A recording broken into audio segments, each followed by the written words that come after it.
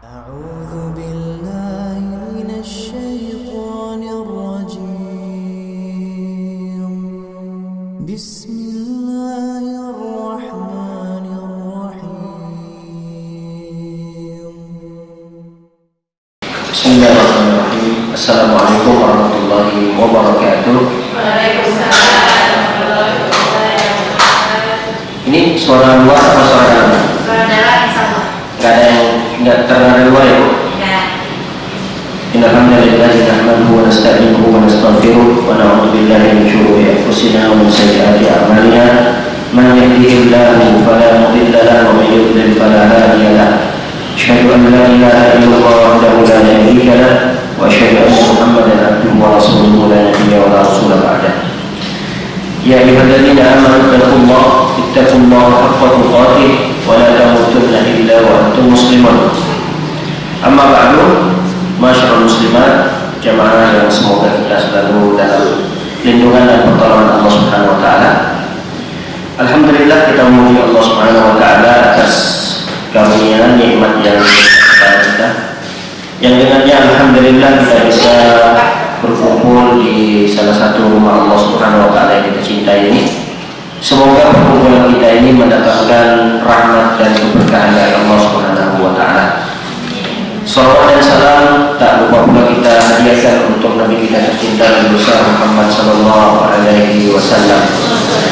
Semoga kita termasuk umat beliau yang mendapatkan syafaatnya kelak pada hari kiamat. Hadirat oleh Allah Subhanahu wa taala, pada pertemuan yang lalu kita sudah membahas tentang macam-macam sihir dan macam-macamnya serta jenis-jenisnya. Nah, pada kesempatan yang singkat ini kita mencoba untuk mengulas tentang perdukunan. Sebenarnya antara sihir dengan dukun ini hampir mirip dan sama-sama menggunakan jin dan syaitan ya. Sihir, dukun, tukang ramal, dan yang sejenisnya ini biasanya sama dengan mempekerjakan atau dengan bekerja sama dengan jin atau syaitan. Ini kesamaannya. Kalau kita tinjau perbedaannya, kalau sihir ini biasanya digunakan untuk menyakiti orang lain, untuk membahayakan diri orang lain. Jadi ada unsur kriminalnya. Kalau dukun ini biasanya tidak menyakiti orang lain, tapi merugikan orang lain, membodoh-bodohi orang lain.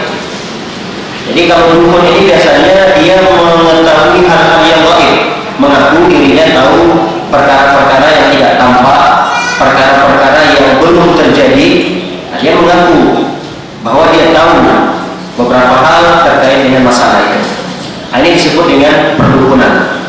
Dapat hadirin kepada Allah Subhanahu wa taala. Saya kira bab ini sangat penting untuk kita pelajari karena terkhusus ya di Indonesia ini masalah perdukunan sangat marak, sangat berkembang.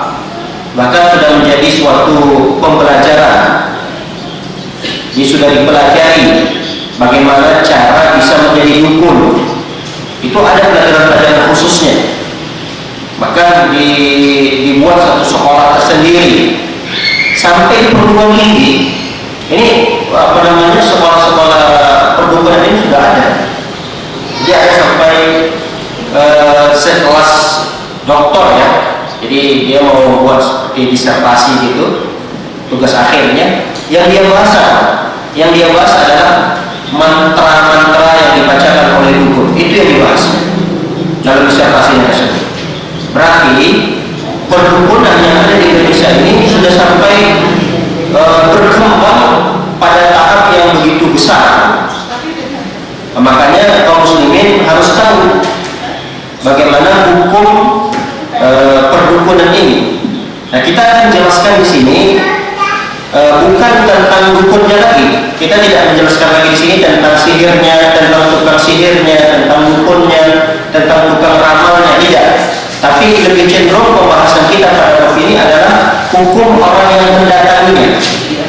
Kalau kemarin kan kita menjelaskan tentang tukang sihirnya, tukang ramalnya, kemudian jenis-jenisnya, apakah jatuh kepada kesyirikan atau tidak. Nah sekarang ini kita akan lebih fokus pada penjelasan tentang orang yang datang, yang menghadiri majelis perdukunan tersebut, atau sengaja datang untuk bertanya kepada dukun atau tukang ramal itu. Nah bagaimana hukum mereka yang datang ini? Baik, para hadirin dari Allah Subhanahu wa taala. Dukun atau tukang ramal yang yang mengaku dirinya tahu perkara-perkara yang gaib, ya ini sebenarnya sudah ada sebelum zaman Nabi SAW. Itu tukang ramal yang bercerita, dan mereka tentunya bekerja sama dengan jin. Jin inilah yang mencuri berita dari langit. Kita sudah sempat pernah ceritakan tentang hadis di mana Rasul SAW menceritakan bahwa jin itu mencuri berita dari langit. Nah, terkait dengan pencurian berita dari langit ini terbagi kepada tiga, para ulama. Pencurian berita dari langit itu terbagi kepada tiga. Pencurian berita dari langit sebelum diutusnya Nabi, kemudian pencurian berita di langit setelah diutusnya Nabi SAW, dan ketiga yaitu pencurian berita dari langit setelah meninggalnya Rasul SAW. Baik, kalau pencurian berita dari langit yang dilakukan oleh jin itu sebelum Rasul diutus, ini sangat banyak dan hampir sering terjadi. Kenapa? Karena jin itu berusaha mencuri berita dari langit, dan tidak ada penghalang mereka untuk mencurinya. Artinya lebih leluasa mereka untuk mencuri berita dari langit tersebut. Makanya kita sering mendapati kisah-kisah para nabi, kisah para rasul, di mana jin itu bisa tahu, atau tukang sihir, bahkan dukun-dukun itu bisa tahu sesuatu yang belum terjadi. Seperti Allah SWT mengisahkan tentang tukang sihirnya para Fir'aun, dukun-dukunnya Fir'aun, atau disebut dengan paranormal kalau bahasa kita sekarang. Jadi paranormalnya Fir'aun itu pernah meramalkan bahwa pada tahun sekian di negeri Fir'aun akan ada seorang anak yang lahir. Kalau anak itu besar akan membahayakan kekuasaan dan kerajaan Fir'aun. Nah, ramalan itu tentu benar.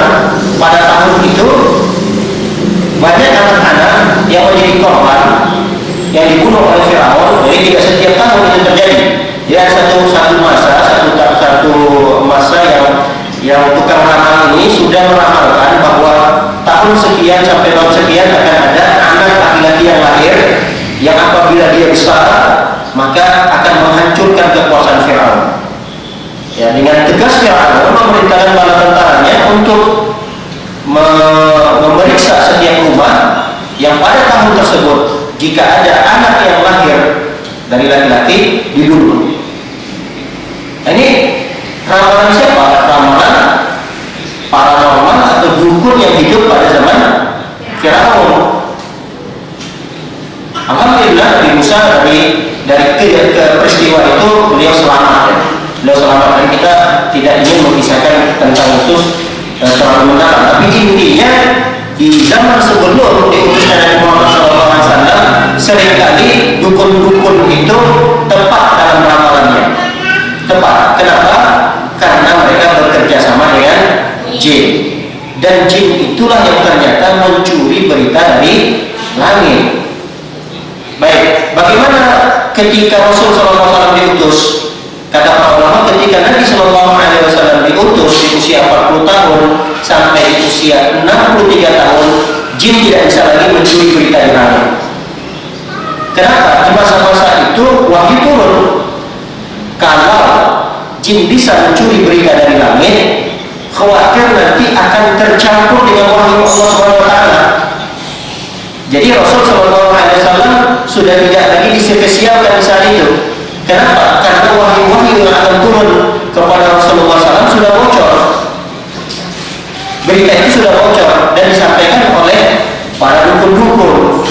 Nggak bisa.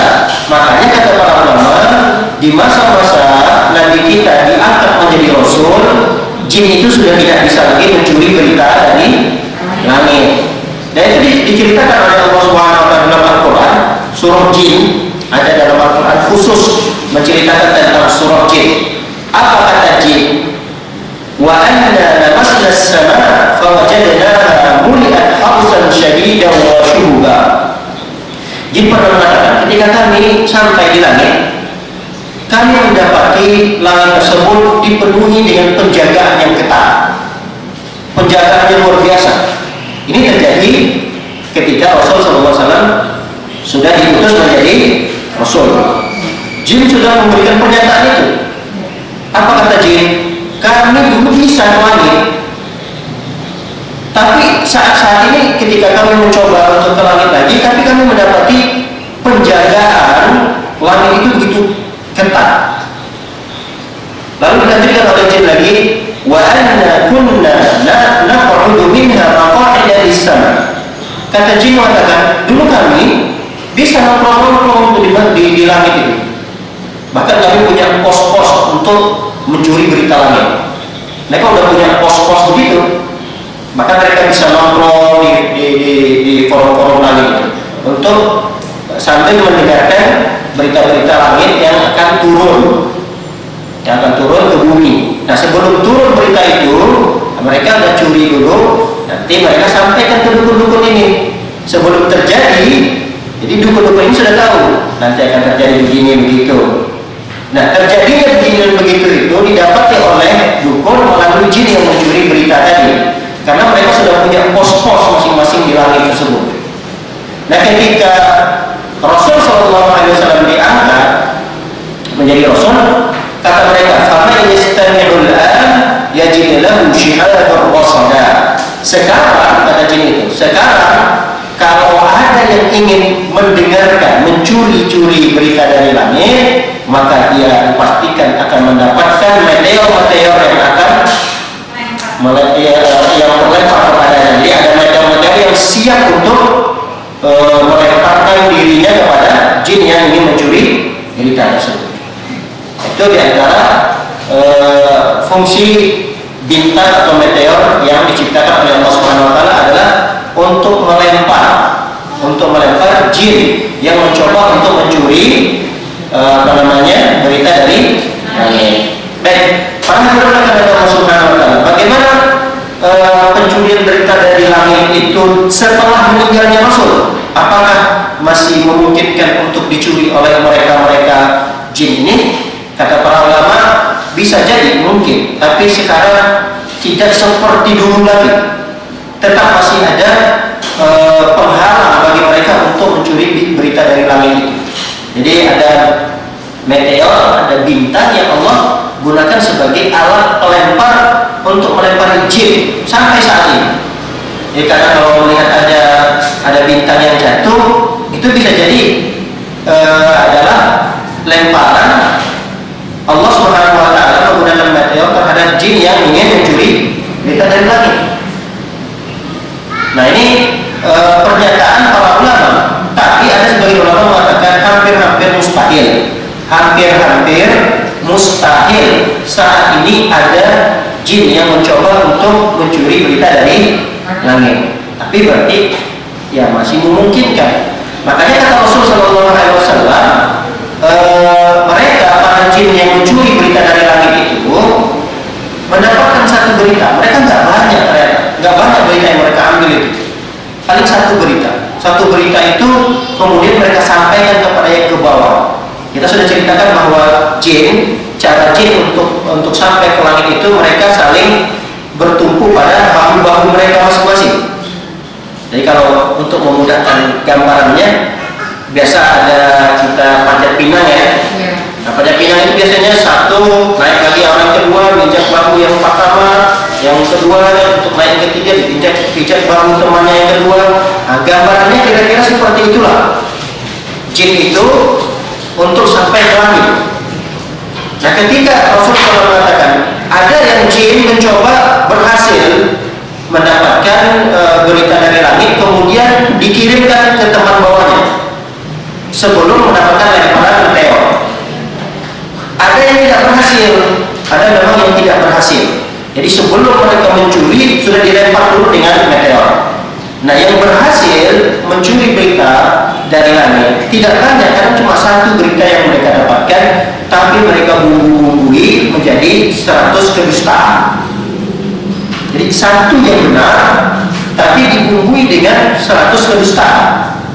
Makanya sampai saat ini hampir kita lihat ramalan-ramalan yang terjadi itu hampir tidak kita dapati benar adanya. Seringkali meleset ramalan tersebut. Sering meleset. Kenapa? Karena seseorang itu terperdaya dengan satu kebenaran dan dia fokus pada satu keberhasilan itu, lupa dengan banyaknya ketidakberhasilan dari tukang ramal itu dilupakan oleh mereka. Jadi dianggap dari satu keberhasilan itu, nanti yang kedua, yang ketiga coba lagi, dikira berhasil. Padahal itu hanya sekedar tipu daya dan kedustaan dari mereka para dukun ini. Bagaimana kita oleh Allah Subhanahu Wa Taala? Dalam bab ini kita akan membacakan beberapa hadis Nabi Shallallahu Alaihi Wasallam yang berkaitan dengan dukun, yang mereka mengetahui ilmu gaib. Mereka mengakui tahu perkara-perkara yang gaib. Baik, sebelum kita membacakan hadis tentang dukun ya, atau yang mendatangi dukun, kita akan jelaskan dulu tentang pembagian ilmu gaib. Ilmu gaib ini apa sih? Ilmu gaib ini ilmu yang tidak diketahui, yang tidak tampak.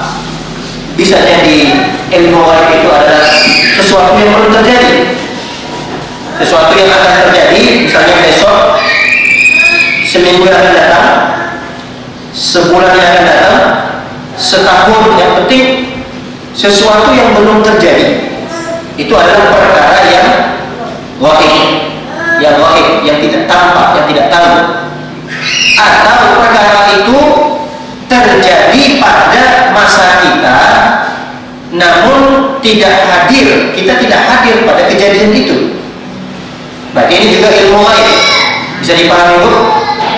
Jadi bisa jadi ilmu gaib itu terjadi pada zaman kita, namun kita tidak hadir pada kejadian itu sehingga tidak tahu. Misalnya kita sedang di Bekasi nih, terjadi misalnya sesuatu di Surabaya sana.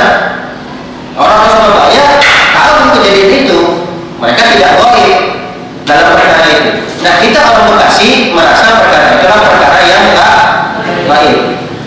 Nah, ini yang dimaksud dengan ilmu gaib. Baik, pada jalan yang ada Allah Subhanahu Wa Taala, para ulama membagi ilmu gaib ini menjadi dua.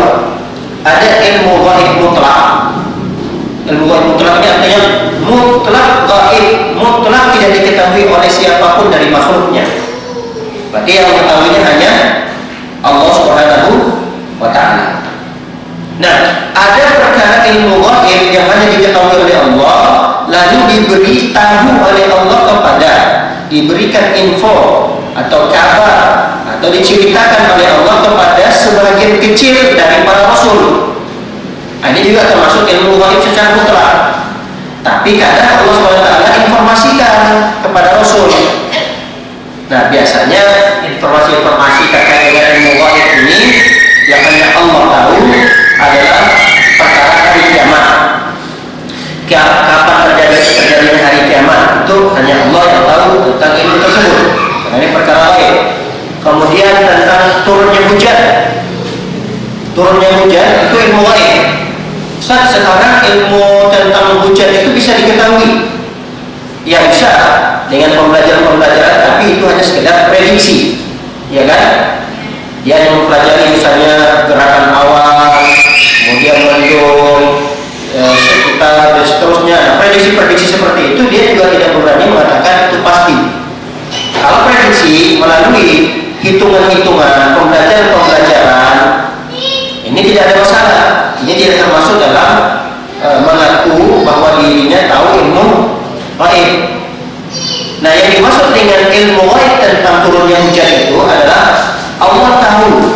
tentang hujan itu di mana Allah turunkan, berapa kadar air yang Allah turunkan, kemudian hujan yang diturunkan itu menyebabkan banjir atau tidak, itu Allah tahu.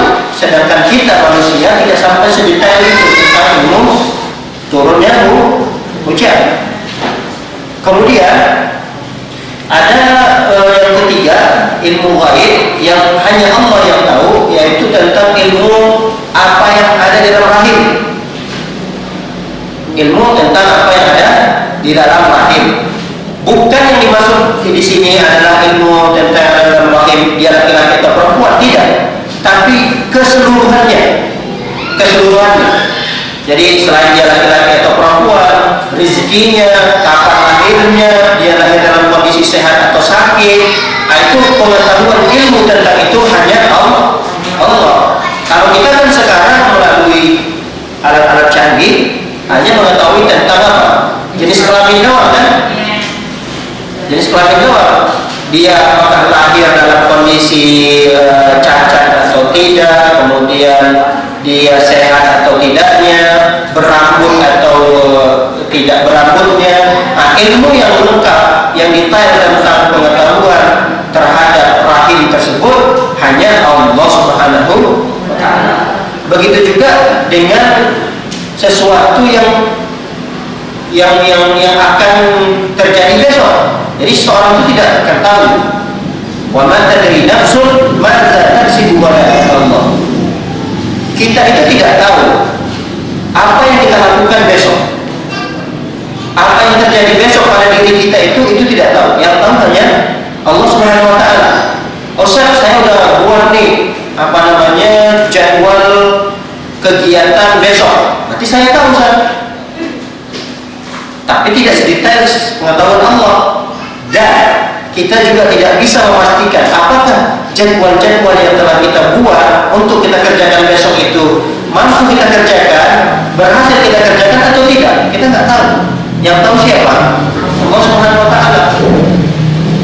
Bisa jadi kita sudah menyusun jadwal begitu rapi, tiba-tiba ketika kita buka pintu mau melangkah, kita nggak bisa melangkahkan kaki kita.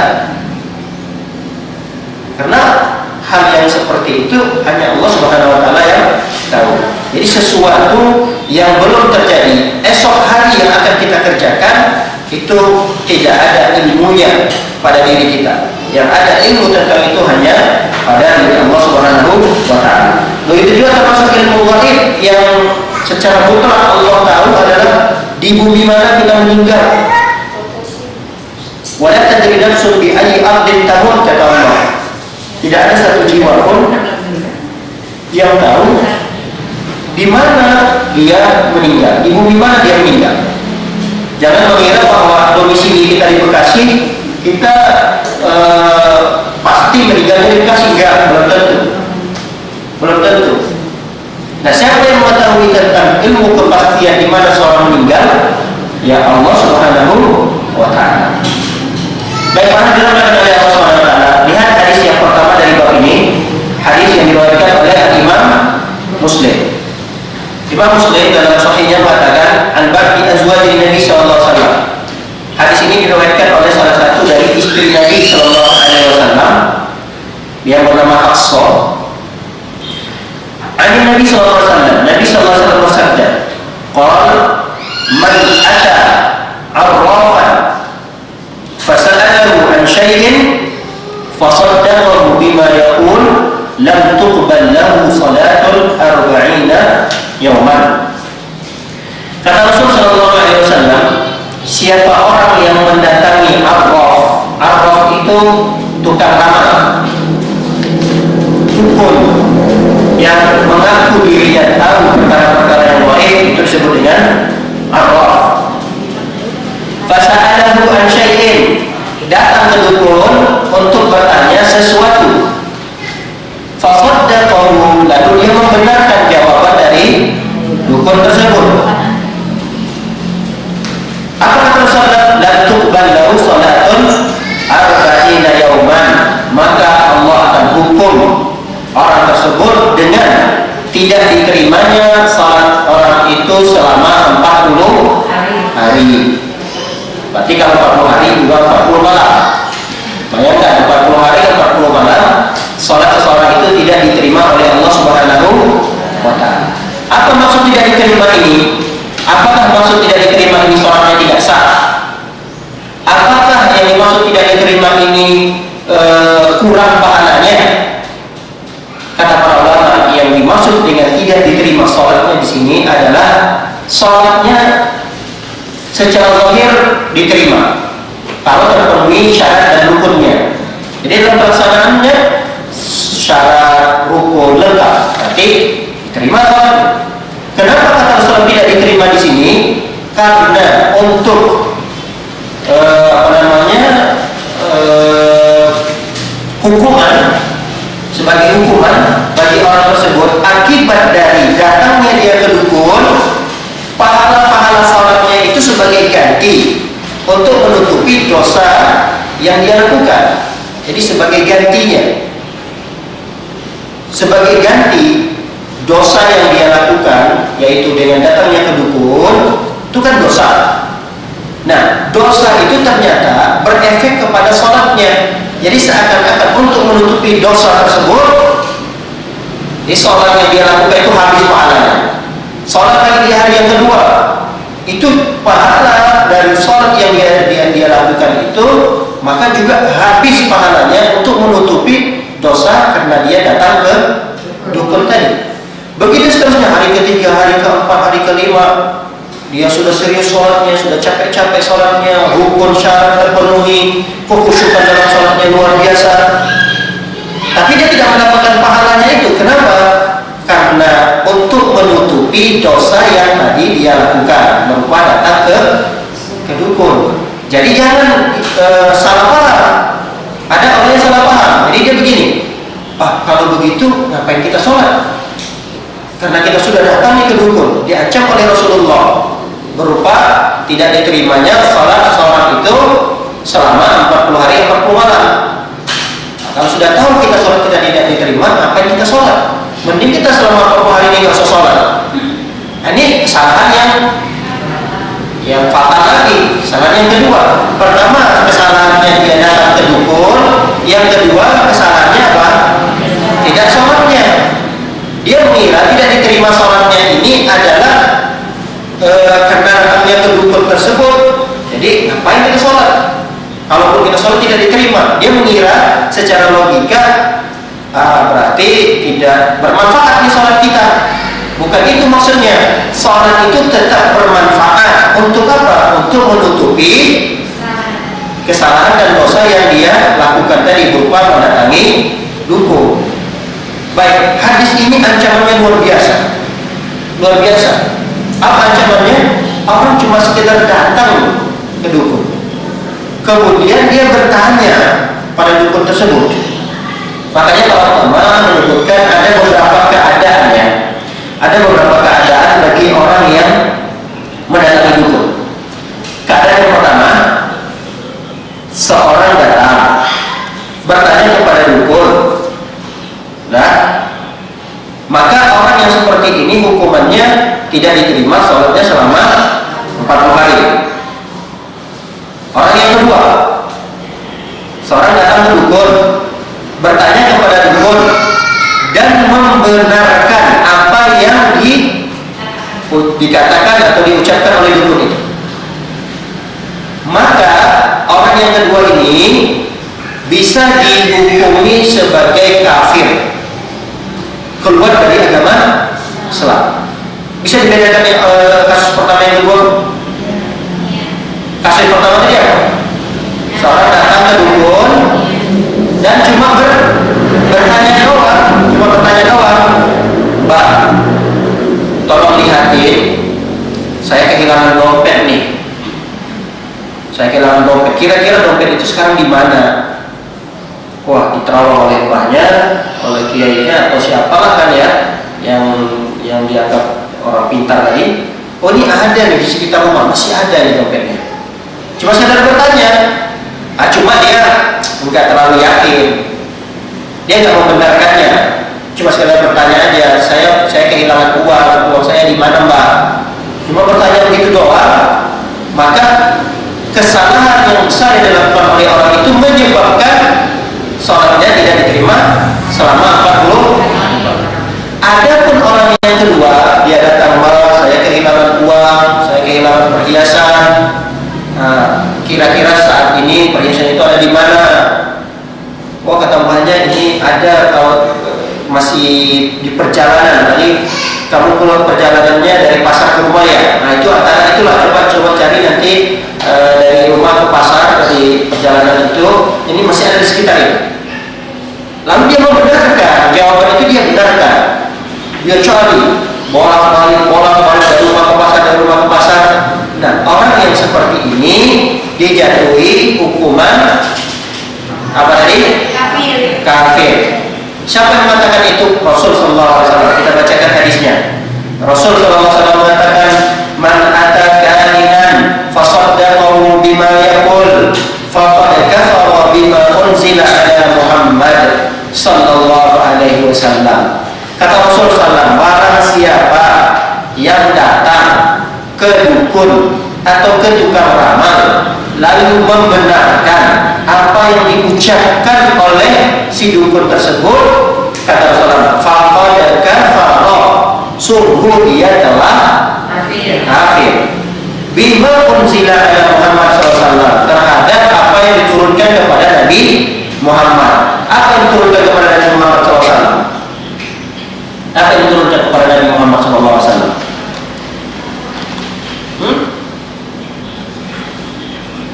Al-Quran kan?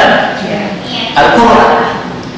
Nah, kata Rasulullah, orang yang datang ke dukun lalu membenarkan apa yang dikatakan oleh dukun itu, kata Rasulullah, orang ini sungguh telah mengingkari, sungguh orang ini telah kafir terhadap apa yang diturunkan kepada Nabi Muhammad. Apa yang diturunkan kepada Nabi Muhammad? Al-Quran. Apa isi daripada Al-Quran tersebut? Isi daripada Al-Quran tersebut menceritakan tentang bahwa tidak ada yang mengetahui ilmu yang gaib kecuali Allah. Banyak ayat yang menjelaskan tentang itu. Kata Allah Subhanahu wa taala berfirman, "Kul la ya'lamu."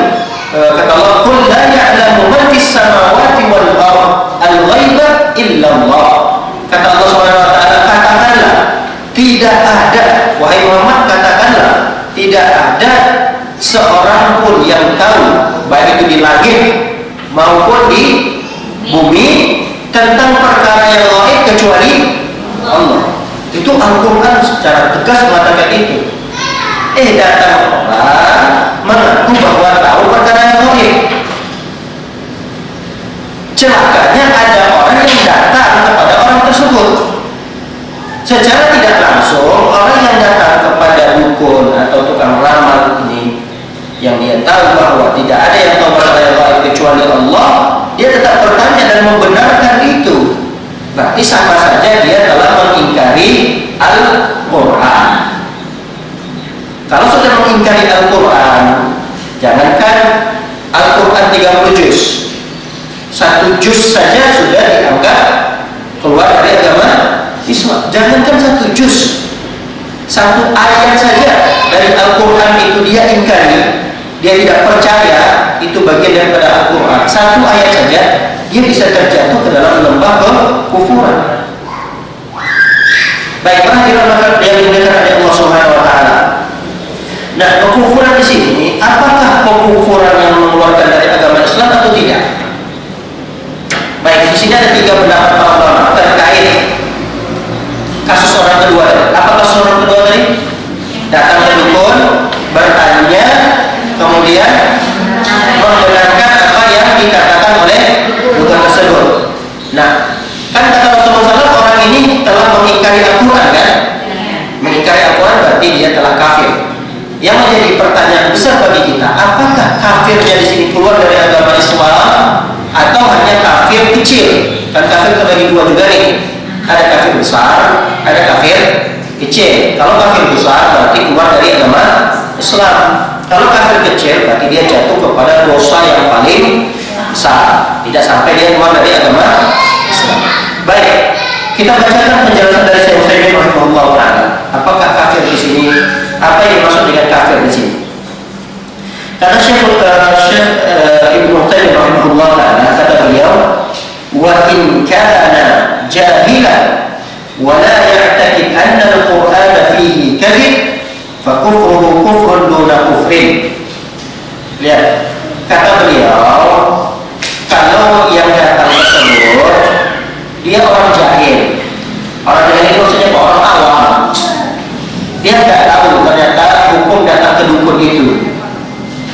Dia nggak tahu, dan dia tidak berkeyakinan Al-Quran itu adalah dusta. Dia tetap mengatakan Al-Quran itu adalah kitabullah, kemudian diturunkan dari Rasul Sallallahu, diturunkan kepada Rasul Sallallahu Alaihi Wasallam.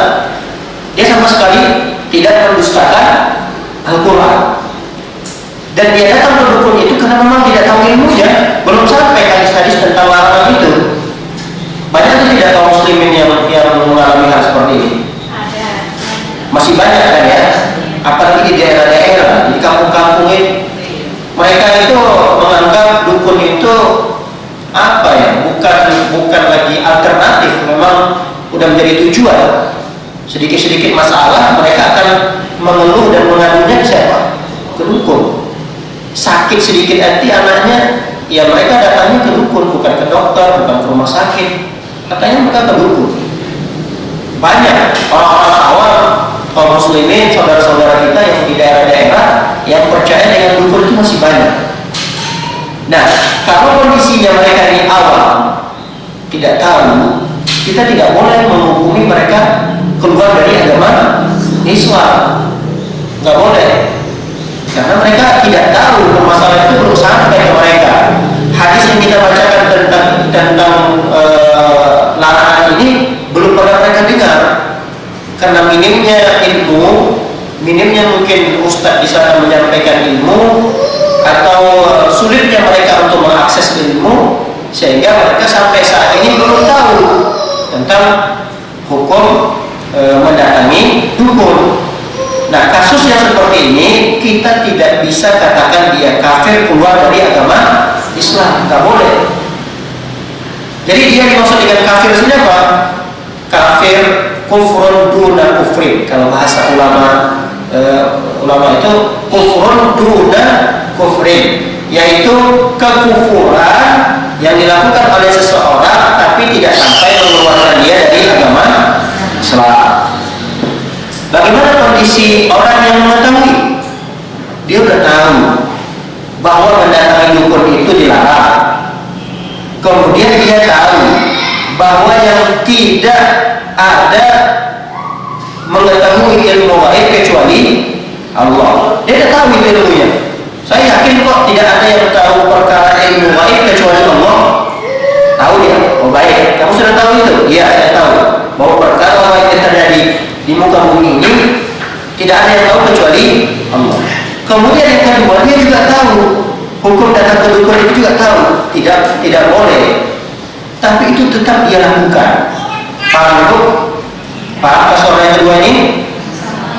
Jadi dia sudah tahu hukumnya, bahkan dia sudah tahu akidah tentang ilmu gaib itu tidak diketahui siapapun kecuali Allah. Tapi tetap saja dia datang ke dukun, dia bertanya kepada dukun, dia benarkan jawaban dari dukun tersebut. Nah, orang yang seperti ini bisa terjatuh ke dalam kekufuran besar yang dapat mengeluarkan dia dari agama Islam. Kenapa? Karena dia telah melakukan perbuatan syirik yang begitu besar, yaitu syirik terhadap tauhid rububiyahnya Allah Subhanahu wa taala. Baik, pernah juga dari Allah Subhanahu wa taala. Ada pendapat yang ketiga, mengatakan tawakuf. Tawakuf itu memilih untuk diam. Apakah yang maksud kufur di sini? Apakah kufur kecil atau kufur besar? Tapi dia sepakat mengatakan itu adalah perbuatan kufur.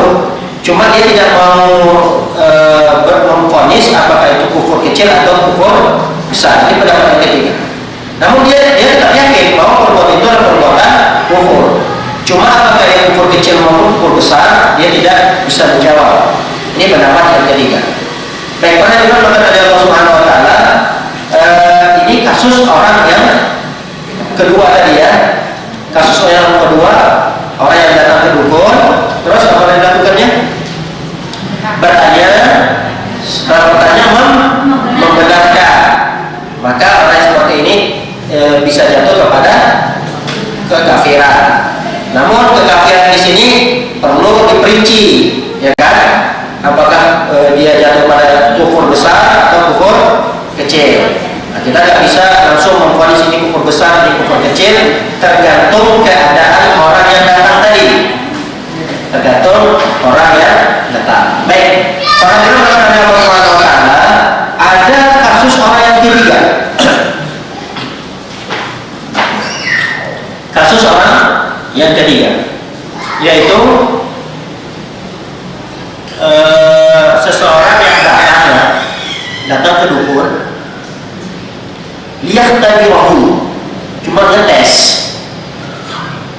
datang cuma untuk ngetes. Jadi dia bertanya atau tidak nih ke dukunnya? Bertanya dong, mereka mau ngetes. Dia datang berarti bertanya juga nih, sama-sama judulnya bertanya. Cuma tujuan dia bertanya ini ngapain? Untuk mengetes, apakah dukun ini benar atau dusta.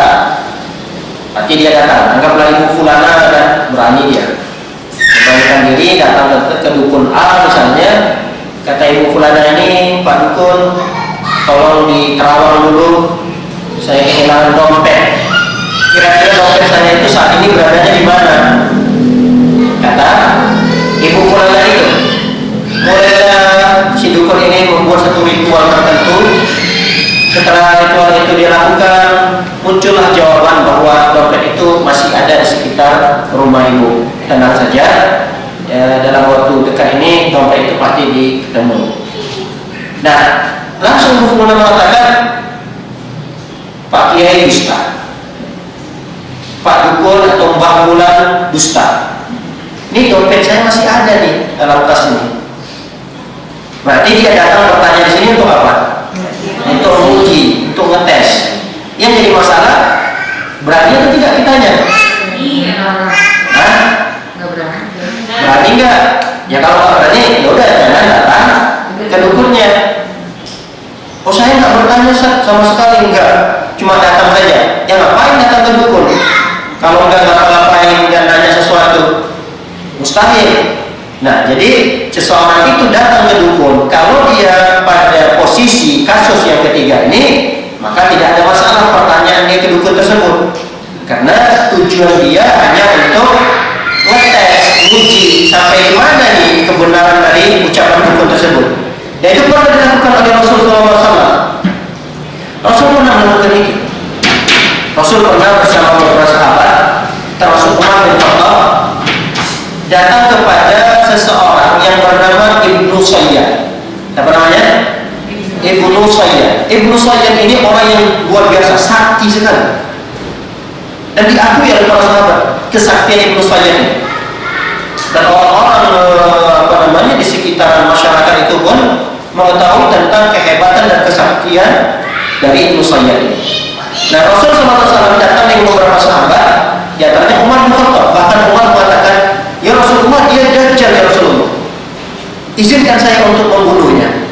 Kata Rasulullah, jangan kata Rasulullah, andai kata dia benar dajjal, engkau tidak bisa membunuhnya wahai Umar, karena dajjal tidak mungkin dibunuh oleh orang biasa. Nah kata Rasulullah, kalau dia dajjal, engkau tidak bisa membunuhnya wahai Umar.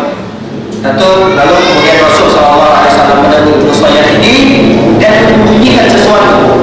Disebutkan oleh Rasul SAW sesuatu. Ditanya oleh Rasulullah kepada Ibnu Sayyad, wahai Ibnu Sayyad, apa yang ada sesuatu pada diriku ini? Diterawang oleh Ibnu Sayyad. Ibnu Sayyad mencoba untuk menjawab, duh, kata Ibnu Sayyad. Lalu Rasul SAW mengatakan, ihsa falan ta'du wa qadrak. Udah cukup, kasihilah dirimu, kata Rasulullah, ibadahlah kamu terhadap dirimu, sungguh kamu tidak akan bisa sampai pada tingkat yang sudah dibatasi oleh Allah Subhanahu wa taala. Kemampuanmu sudah dibatasi oleh Allah dan kamu tidak akan bisa melewati itu, kata Rasulullah. Ya, ternyata yang disembunyikan oleh Rasul sallallahu alaihi wasallam adalah surah Ad-Dukhan. Surah Ad-Dukhan. Nah, Ibnu Sayyad ini udah sedikit lagi mau sampai, udah mau ditebak sama dia. Dia cuma menyebutkan duh, tinggal tambah khonnya aja. Kalau tambah khonnya aja, wah, udah sakti betul Ibnu Sayyad ini. Tapi Rasulullah SAW bertanya kepada Ibnu Sayyad, apa yang saya sembunyikan? Sesuatu apa yang saya sembunyikan?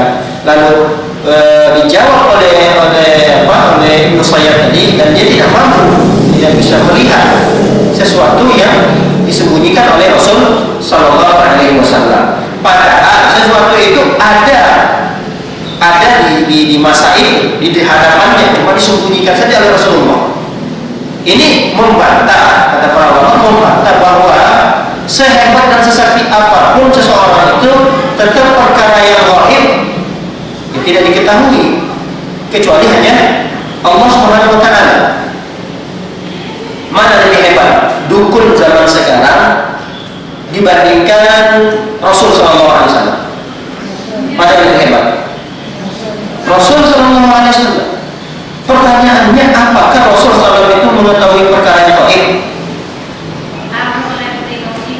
Tahu kalau yang diberitahu, kalau dikabarkan dan diinformasikan oleh Allah. Tapi kalau tidak mendapatkan wahyu, Rasul bisa mengetahui hal yang lain? Tidak bisa. Kalau Rasul SAW tahu perkara yang gaib, Rasul nggak mungkin keracunan, ya tidak?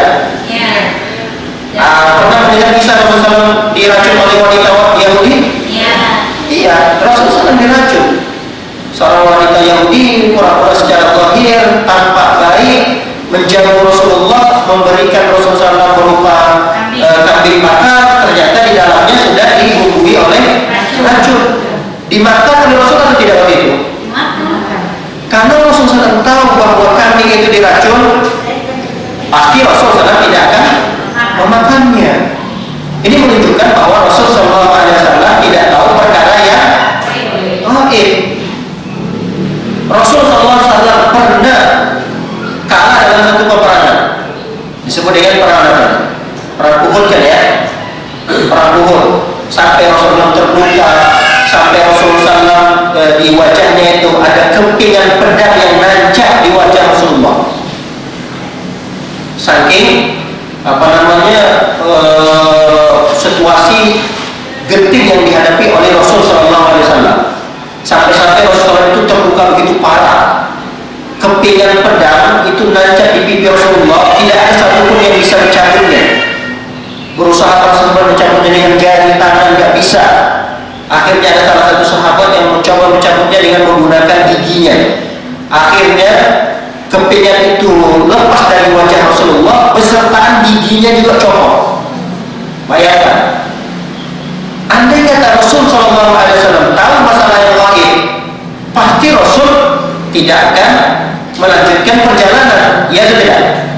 Dia akan mengurungkan niatnya. Wahai para sahabatku, karena saya tadi baru melihat dan menerawang, kalau kita lanjutkan perjalanan kita berperang, kita akan kalah. Kasihan para sahabat-sahabat yang terbunuh nantinya. Kalau begitu, kita stop, kita urungkan niat, kita tidak jadi berperang. Ayo kita kembali lagi ke rumah masing-masing. Ternyata itu tidak terjadi pada diri Rasulullah. Rasul ternyata ketika itu melanjutkan peperangan itu, berkecamuknya peperangan sampai beberapa puluh sahabat gugur mati syahid. Rasul dalam kondisi terluka. Berarti Rasul SAW tidak tahu masalah yang gaib. Begitu juga dengan jin. Jangan mengira jin yang kita lihat itu dia tahu perkara-perkara yang gaib. Enggak. Dia tahu perkara yang gaib itu ya perkara yang gaib nisbi. Nisbi itu adalah sesuatu hal yang terjadi bukan di hadapan kita, tapi di hadapan orang lain. Misalnya apa yang terjadi di Mekah misalnya, ada Syekh Fulan meninggal. Nah, jin itu kan memang gerakannya cepat. Ketika jin itu mengetahui ada Syekh Fulan meninggal, dia beri kabar kepada manusia yang ada di Indonesia misalnya, dukun tadi, ada Syekh Fulan meninggal. Nah, ini perkara gaib nisbi. Gaib bagi orang Indonesia, tapi tidak gaib bagi orang yang ada di Mekah. Paham bu?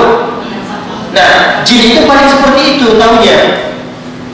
Masalah yang gaib yang sudah terjadi, tapi dipindahkan berita itu dengan cepat oleh mereka. Dipindahkan berita itu kepada manusia, mungkin temannya yang menjadi dukun tadi. Diberitahulah oleh jin ini ada si fulan meninggal di sana. Disampaikan oleh dukun ini, sebentar lagi pasti kalian akan mendengarkan berita fulan meninggal. Benar, dukun itu mengatakan, ya benar terjadi ada yang meninggal di sana. Ternyata berita itu cepat disampaikan oleh jin tersebut. Nah, jin itu mengetahui perkara-perkara yang seperti itu saja. Bukti bahwa jin juga tidak mengetahui perkara yang gaib. Kita tahu kisah Nabi Sulaiman alaihissalam. Nabi Sulaiman meninggal dunia, tidak ada yang tahu. Pernah dengar kisah itu? Nabi Sulaiman duduk di kursinya, di singgasananya, dalam kondisi tetap memantau, duduk dalam kondisi tegak. Ternyata sudah beberapa hari Nabi Sulaiman itu sudah meninggal. Nggak ada yang tahu, baik itu manusia maupun jin. Kapan tahunya Nabi Sulaiman itu meninggal? Ketika tongkatnya itu dirayakin oleh rakyat, dimakan oleh rakyat. Hatta tongkatnya jatuh Nabi Sulaiman tadi, baru kemudian orang-orang dan jin tahu bahwa selama ini Nabi Sulaiman telah meninggal dunia. Berarti jin, manusia, siapapun yang ada di muka bumi ini maupun di langit, termasuk para malaikat, mereka juga tidak mengetahui perkara-perkara yang gaib. Jadi kita sebagai kaum muslimin tidak boleh percaya dalam perkara-perkara hal yang seperti ini. Walaupun dia mengatakan saya tahu, bisa menebak, saya bisa meramal, banyak seperti itu, bisa meramal. Orang yang menggunakan media-media tertentu lah untuk meramal. Dia tidak. Ada yang meramal menggunakan media apa biasanya? Telapak tangan ya. Wah, membaca nama dia telapak tangannya. Kayaknya telapak tangan ibu nih garisnya bagus nih. Kalau garisnya lurus seperti ini, masa depan ibu bagus. Ada yang meramal seperti itu menggunakan media. Biasanya media apa lagi yang digunakan oleh mereka? Kenapa? Biasanya bola bulan itu ya. Apa itu istilahnya? Lampu yang putih apa diputar-putar, diterawang sama dia. Nah, lalu kemudian nanti dia mengatakan begini begitu masa depannya. Ada yang seperti itu meramalnya. Ada yang terkadang dengan tanggal. Ada tidak? Tanggal lahir. Nah, ini biasanya disebutkan zodiak ya. Ini sudah kita bahas pada pertemuan yang lalu. Ada yang meramal dengan menggunakan media tanggal, bulan lahirnya. Ada yang seperti itu.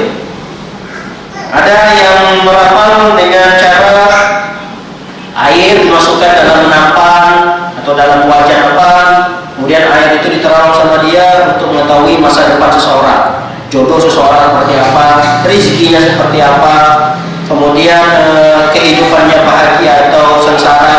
Itu dia terawang dari air yang ada di wajan itu. Apa itu biasanya? Yang pengalaman ibu ada? Kartu. Dengan kartu. Itu kartu gimana? Kartu. Oh, biasanya kartu itu disuruh pilih gitu ya. Nah, nanti ketika dipilih ada gambar ini, maka kenapa? Nah, kemudian ditafsirkan sama dia, diartikan kartu yang ibu pilih begini. Ada yang model seperti itu. Ada macam-macam lah. Para dukun menggunakan media-media untuk meramal, untuk mencoba mengetahui perkara-perkara yang gaib yang tidak terjadi atau belum terjadi pada diri seseorang. Nah, ini adalah perbuatan yang sangat dicela dalam syariat kita. Perbuatan yang sangat dicela. Orang yang datangnya seperti ini, datang kepada dukun seperti ini, tukang ramal, tukang sihir, maka dilihat dari kondisinya. Kalau dia cuma sekedar bertanya saja, hukumannya juga berat. Apa hukumannya? tidak diterima salatnya selama 40 hari. Ini sama seperti orang minum khamar. Kata Rasul SAW, man syaribal khamra, barang siapa yang mengkonsumsi obat-obat terlarang, minum khamar yang menyebabkan dia mabuk atau yang semisal dengannya, maka kata Rasul SAW, lam tuqbal lahu shalatun arba'ina yawman, maka tidak diterima salatnya selama 40 hari. Baik, para hadirin dari Allah Subhanahu wa taala, kita lanjutkan hadis yang berikutnya, yaitu hadis Imran bin Husain. Hadis Imran bin Husain mengatakan, "Laisa minna man tatayyara aw tuyyara aw takahhana aw tukuhhina aw sahara aw suhira wa man ata kahinan fasaddaqahu bima yaqul faqad kafara bima unzila ala Muhammad sallallahu alaihi wasallam." Kata Nabi sallallahu alaihi wasallam dalam hadis yang marfu, bukan termasuk bagian dari kami. Apa maksudnya bukan termasuk bagian dari kami? Maksudnya bukan dari umat Nabi Muhammad sallallahu alaihi wasallam. Bukan termasuk umat Nabi sallallahu alaihi wasallam.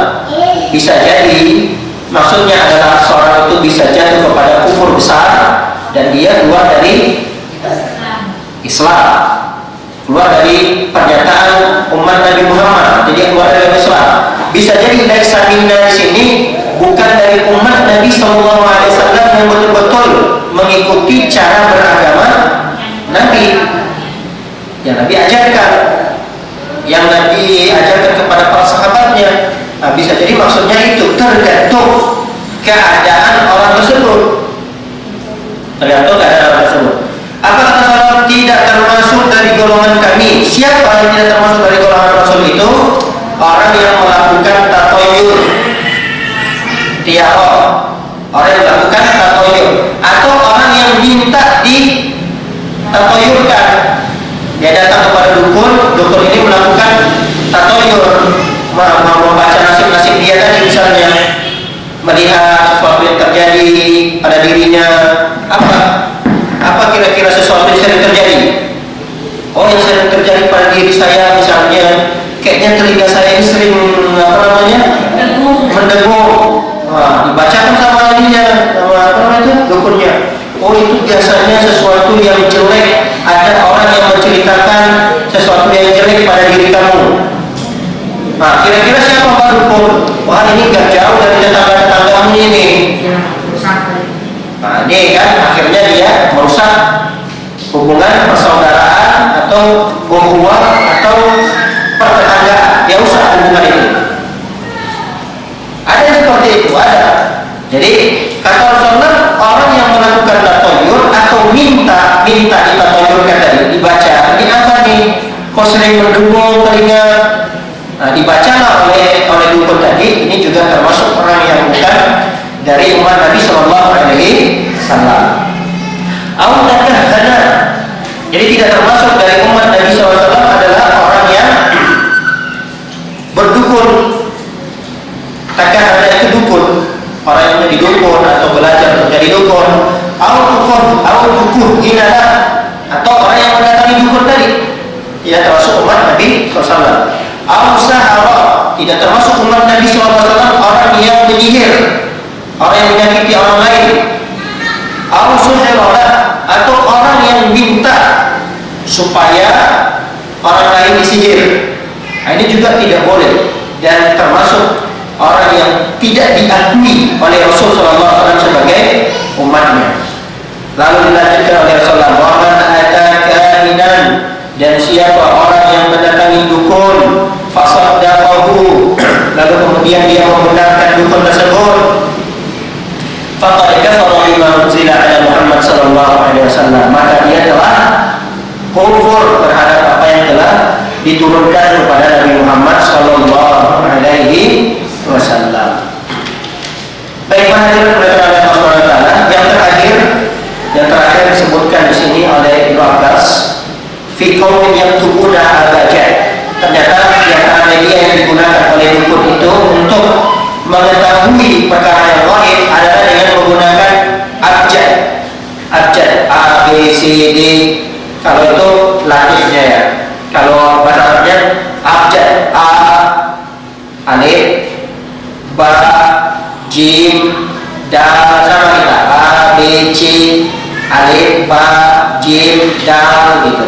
Abjad, ha, waw dan seterusnya. Nah, biasanya mereka menuliskan itu huruf abjad itu ditulis wayan zuruna fil nujum, lalu dikaitkan huruf-huruf abjad itu dengan perbintangan-perbintangan, atau terkadang huruf-huruf itu nama kita misalnya nih, namanya siapa?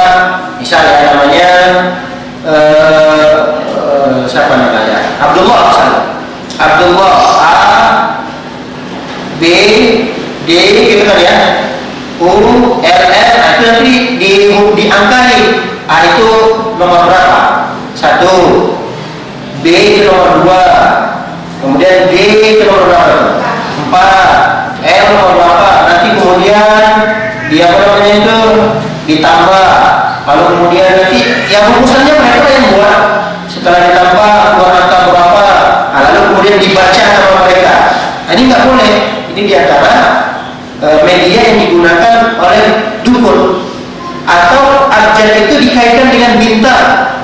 Bintang-bintang ini abjad ini keluar angka segini, berarti ini bintangnya begini begitu. Nah, kata Ibnu Abbas, orang yang melakukan ritual yang seperti ini, ma'ara man fa'ala dzalika lahu 'indallahi min khalaq. Sungguh aku melihat orang yang melakukan perbuatan ini nanti di akhirat tidak akan mendapatkan apapun dari Allah Subhanahu wa taala. Artinya ibadah selama ini yang dia lakukan, dia tidak akan mendapatkan pahalanya, habis sama sekali. Pahala yang dia lakukan, ibadah yang dia lakukan, pahalanya tidak ada. Yang ada hanya dosa demi dosa, dosa dan terus tumpukan-tumpukan dosa yang dia dapatkan nanti di akhirat. Ini ancaman yang luar biasa dari Rasul Shallallahu Alaihi Wasallam dan beberapa para ulama yang menyebutkan tentang bahayanya seseorang itu mendatangi dukun. Demikian yang dapat kita kaji pada kesempatan singkat ini. Semoga bermanfaat dan mudah-mudahan ada ilmu yang bisa diambil. Yang paling penting daripada itu adalah semoga kita bisa mempraktekkan dan mengamalkan ilmu tersebut dalam kehidupan kita sehari-hari. Bila taufiq hidayah, wassalamualaikum warahmatullahi wabarakatuh. Silakan jika ada yang ingin didiskusikan.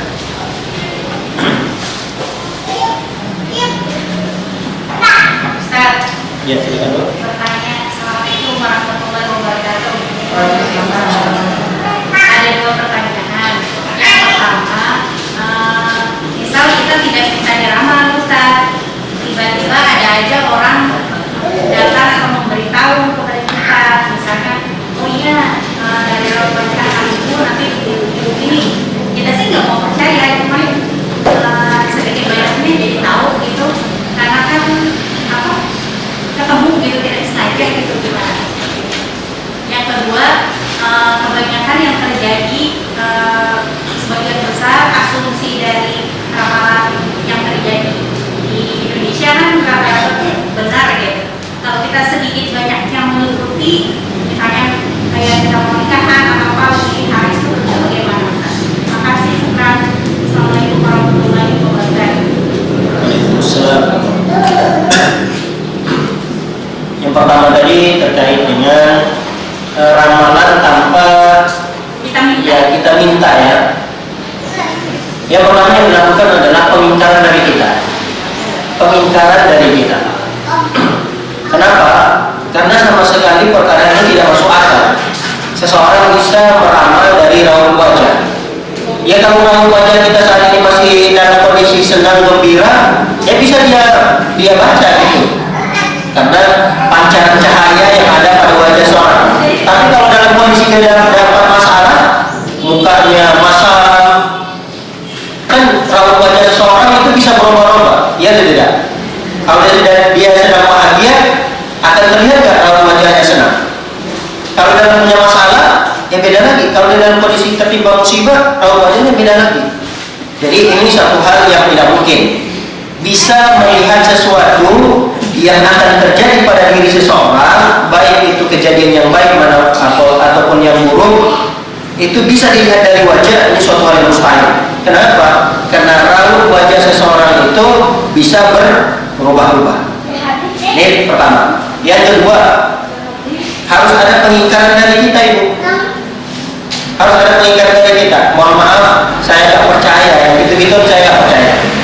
Jadi apa yang kamu ramalkan, tebakan-tebakan, apapun bahasanya, kamu katakan insya Allah lah, saya tidak mau mendahului kehendak Allah. Tapi kalau saya melihat, biasanya orang seperti itu tuh, bahasanya sedikit diislamikannya.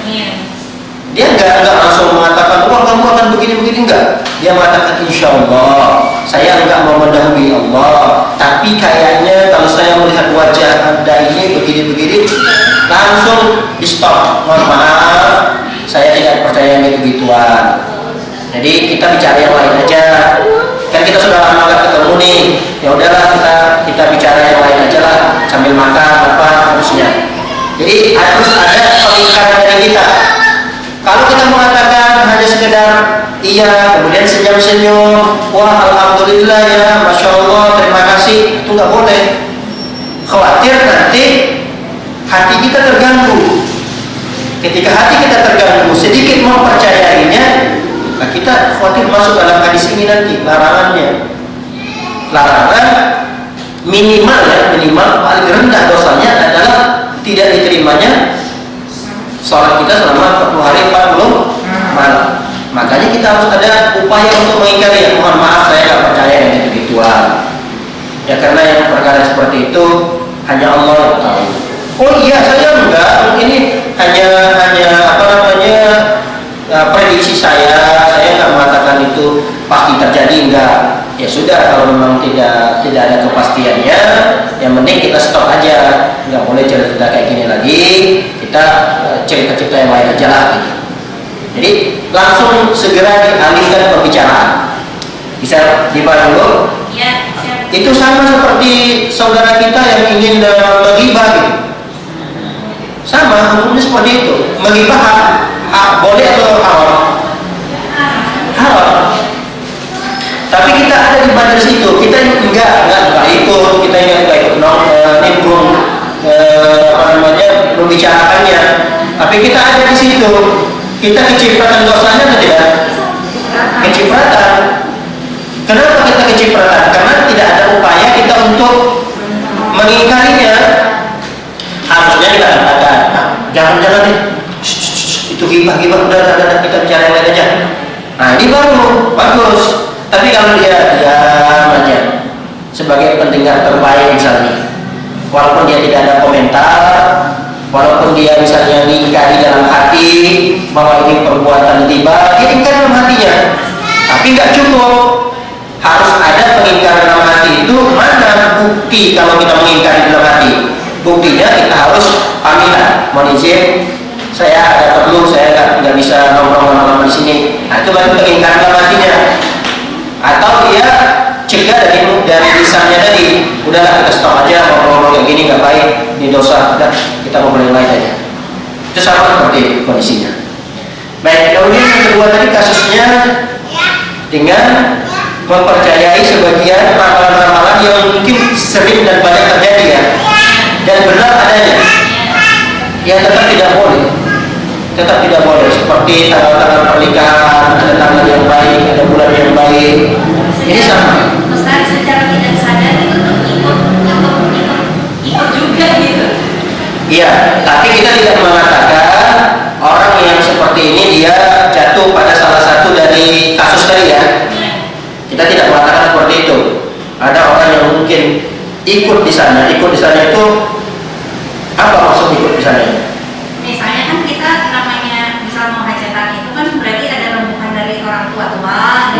Nah mau tidak mau kita menghormati gitu. Kalau kita udah tahu ilmunya, ya sudahlah gitu. Dan bisa juga mendebat orang tua gitu kan. Iya, jadi orang-orang yang seperti ini kita tidak bisa katakan dia masuk salah satu dari kasus tadi. Apakah dia masuk dalam terancam 40 hari tidak diterima sholatnya, atau dia jatuh kepada kafir, kita nggak bisa. Karena kondisinya ini berbeda. Kondisinya berbeda. Dia dalam kondisi menghadapi orang-orang yang keluarga besar berarti ya. keluarga besar, sedangkan dia hanya segelintir orang yang baru belajar dan mengetahui itu tidak boleh. Dia sudah mencoba untuk menjelaskan, dia mengatakan kamu ini sudah menyelisih adat, nggak boleh seperti itu, dan ini sudah ada di zaman nenek-nenek moyang kita sudah ada. Ya sudah, karena kita melihat perkara ini adalah perkara yang tidak mungkin untuk kita ingkari di saat itu, dan tidak mungkin kita melihat bahwa mereka akan sadar di waktu itu juga mendapatkan hidayah, nggak mungkin secepat itu. Kita lebih memilih dia karena ada masalah yang mungkin besar kita lihat, entahkah itu adik kita yang mau menikah atau siapa keluarga kita yang mau menikah. Jangan sampai terjadi perdebatan di keluarga besar kita gara-gara kita, lalu kemudian pernikahan itu tidak jadi berlangsung. Ya sudah, kita lebih memilih dia, kita ikut saja karena itu tanggal yang disepakati oleh keluarga besar, kita ikut dan hadir di sana. Ya insya Allah kita tidak termasuk dalam ancaman dua hadis yang kita bacakan. Iya, yang penting kita diam di sini, tapi kan memang kita sudah berusaha ya untuk menjelaskan tidak ada tanggal baik dalam Islam, tidak ada bulan baik. Tanggal yang tidak baik atau bulan yang tidak baik itu ada apabila terjadi maksiat di sana.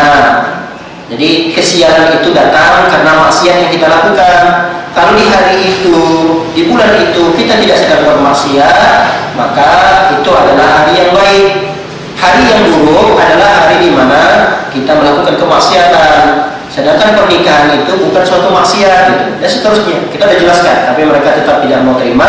Yang penting kami sudah menerawang dan melihat dan berkonsultasi dengan orang pintar di sini, maka tanggal yang ditetapkan untuk keberlangsungan pernikahan ini tanggal ini dan bulan ini. Udah, titik. Ya sudah, kita nggak bisa lagi ngapa-ngapain. Udah, kita diam saja. Kalau memang itulah saudara kita, keluarga besar kita hadir di acara tersebut. Insya Allah kita tidak termasuk orang yang membenarkan itu. Ya, ini beda kasusnya. Ya Allah a'lam bishawab. Ya, Waalaikumsalam. Ada lagi ibu yang mau bertanya? Silakan. Ya, Assalamualaikum. Ini dari beberapa hadis yang ada di dalam itu ada itu kok semuanya bahasanya itu kafir terhadap wahyu tapi dengan wahyu yang diturunkan kepada Nabi Muhammad. Kenapa tidak langsung saja kafir pada Allah dituliskan? Apa ada maksud tertentu dari hadis ini atau ada hikmah apa dari hadis ini untuk kenapa penjelasan itu kafirnya itu terhadap wahyu? Ya, barakallahu fiik. Tadi sudah sempat saya singgung sedikit bahwa kenapa Rasul sallallahu alaihi wasallam menggunakan redaksi hadisnya, siapa orang yang datang kepada dukun bertanya lalu kemudian membenarkannya, maka dia telah kafir terhadap apa yang diturunkan kepada Rasul sallallahu alaihi wasallam. Apa yang diturunkan kepada Rasulullah? Ya wahyu. Wahyu itu bisa berbentuk hadis, bisa berbentuk Al-Qur'an. Nah, Rasul SAW tidak langsung mengatakan seorang itu kafir kepada Allah. Kenapa? Karena yang menjelaskan tentang ilmu ghaib itu kan hadis dan Al-Quran. Bahwa kata Allah Subhanahu Wa Taala, "Kul la ya'lamu man fis samawati wal ardi ghaiba illallah." Tidak ada yang tahu perkara-perkara yang gaib ini, baik itu di langit maupun di bumi, kecuali Allah. Itu sudah jelas terang menerang dalam Al-Quran. Allah sebutkan tidak ada yang tahu masalah yang gaib. Nah, kita kembalikan kepada dukun, tukang ramal. Ini kan yang mencoba untuk meramal sesuatu yang akan terjadi. Sesuatu yang akan terjadi kan masalah gaib. Nah, kata Rasulullah SAW, ini orang telah mengingkari, telah kafir terhadap apa yang diturunkan oleh Allah Subhanahu Wa Taala. Sama itu, sebenarnya sama, artinya sama. Hanya saja menggunakan bahasa yang lebih halus oleh Rasulullah, menggunakan bahasa yang tidak langsung tegas kafir kepada Allah. Tapi kesannya sama, kesannya tetap nanti dia akan dikatakan kafir kepada Allah. Kenapa dia dikatakan kafir kepada Allah? Karena dia kafir kepada Al-Quran. Orang kalau sudah mengingkari Al-Quran itu berarti mengingkari akan adanya Allah. Begitu. Jadi sama saja kalau kita katakan dia kafir kepada Allah, itu sama dengan dia kafir terhadap apa yang diturunkan kepada Nabi Muhammad SAW. Karena yang menurunkan wahyu kepada Nabi Muhammad adalah Allah. Ketika tidak diimani, tidak dipercayai sesuatu yang turun kepada Rasulullah ini, berarti sama saja tidak percaya dengan Allah yang menurunkannya. Jadi pada akhirnya juga sama. Kalimat itu dia ingkar kepada Allah Subhanahu wa Ta'ala. Tapi Rasul SAW menggunakan bahasa yang lain yang bentuknya umum. Kenapa umum? Karena yang diturunkan kepada Rasulullah berupa wahyu. Wahyu itu bisa berupa hadis, bisa hadis qudsi, bisa juga Al-Quran. Ketika ini diingkari, akan berkonsekuensi kepada ingkar kepada Allah. Kalau ingkar kepada Allah, berarti sudah jatuh kepada kekufuran. Ya, kekufuran itu memang terkaitnya langsung dengan Allah Subhanahu wa Ta'ala. Jadi begitu. Allah a'lam bishawab. Ada lagi? Diskusi itu apa? Ya. Ya, hadis qudsi itu adalah yang maknanya dari Allah, lafaznya dari Rasul Sallallahu Alaihi Wasallam. Jadi kalau Al-Quran itu yang kita baca itu lafaznya dan makna sekaligus maknanya itu dari Allah Subhanahu Wa Taala. Lafaz dan maknanya dari Allah. Kalau hadis biasa itu lafaz dan maknanya dari Rasul Sallallahu Alaihi Wasallam. Jadi wahyu diturunkan ke Rasulullah ini, lalu lafaznya serta maknanya dari Rasulullah, itu hadis. Kalau Al-Quran wahyu yang diturunkan kepada Rasul berupa Al-Quran, lafaz dan maknanya langsung dari Allah. Jadi nggak bisa dirubah lagi. Itulah dari Allah, begitu lafaz dan maknanya seperti itu. Kalau hadis, Rasul masih bisa menggunakan lafaz-lafaz beliau dan makna-maknanya juga. Nah, ini hadis. Kalau hadis qudsi gabungan daripada ini. Hadis qudsi itu lafaznya dari Rasulullah, maknanya dari Allah. Itu hadis qudsi. Ya, Allah a'lam bishawab.